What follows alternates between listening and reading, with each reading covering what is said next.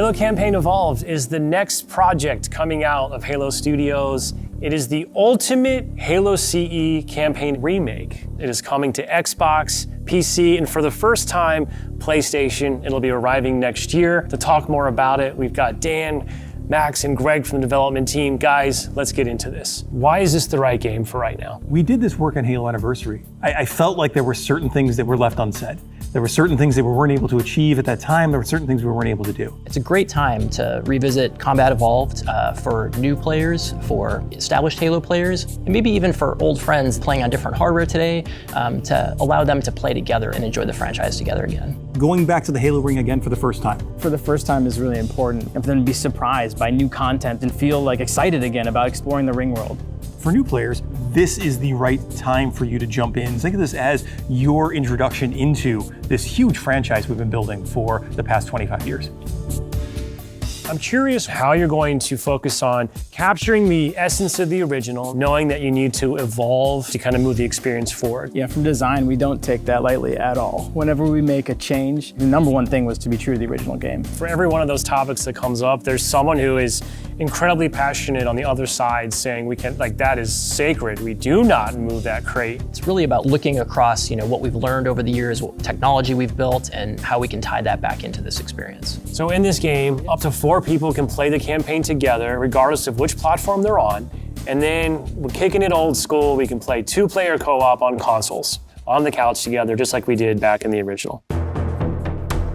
What do you have to do differently to account now for 4 people running around? For different co-op counts, we will make some of the spaces larger. We also want to make sure we're authentic to the encounters themselves. So it's a balancing act between that difficulty tuning and making those encounters the right size for the right space. I understand that we've done some special tune-up works to the beloved Warthog. We have. There's a new seat, what I like to call the golf cart seat or the bumper seat. This is on the back of the Warthog, so now you can bring everyone with.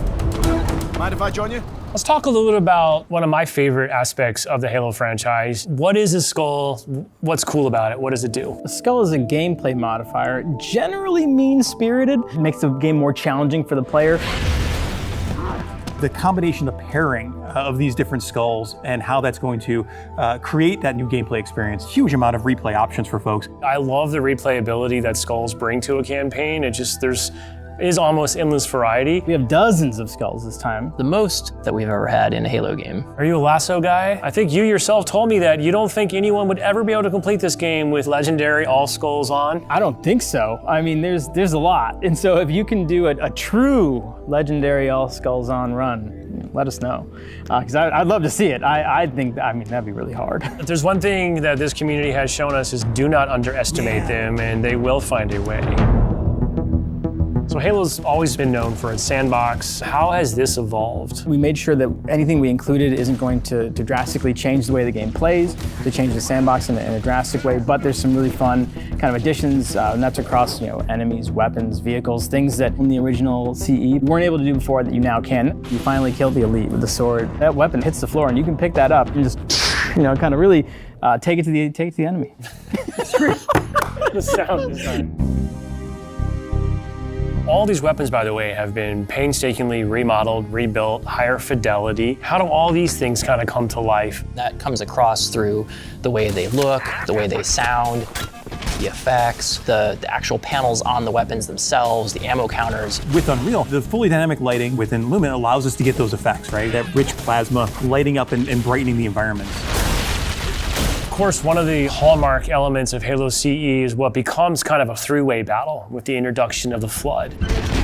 There was quite a bit of development between Halo CE and 3 to kind of how the Flood behaved and just how they interacted with the player. So we've pulled a lot of those Flood behaviors into this game. And I would say this is a learning specifically from CE to Anniversary, which is just kind of that mood, the atmosphere, the tension, the horror, and really delivering on that from the way that we stage the encounters and the setup and how we reveal the Flood. In Halo Legacy, there were some pure form units. We've pulled in a familiar friend, familiar fiend, if you will, to challenge the player. Talk to me just a little bit about how we're approaching the narrative aspects to bring it up to the same level as the rest of this game. We want to tell an authentic story and we want to level up the cinematics from the source. As we were building this out, we didn't just kind of put a new coat of paint over the original cinematics, right? We ended up revisiting exactly how they were blocked out, how they were sequenced, how they were put together, and we've done that across the board. We have access to original source assets, original source code, and access to the original storyboards. We are remastering, remixing the music to go along with these cinematics. We also had the core principal cast come in and re-record all the lines. How much firepower would you need to crack one of the engine shields? This really provides a degree of fidelity that we weren't able to do for Halo Anniversary. Now would be a very good time to leave.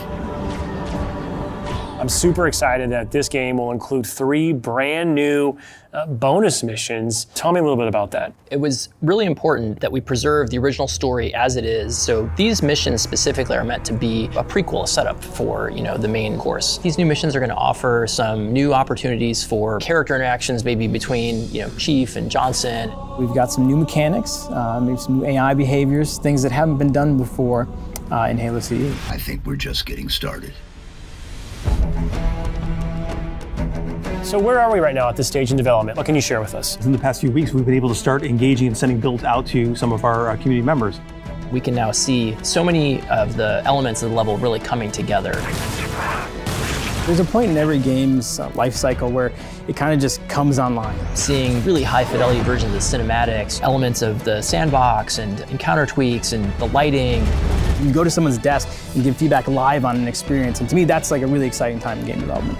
The ultimate love letter to the game that started it all. I would call upon our entire Halo community to welcome with open arms this next generation of players. I'm excited to just relive these experiences again for the first time.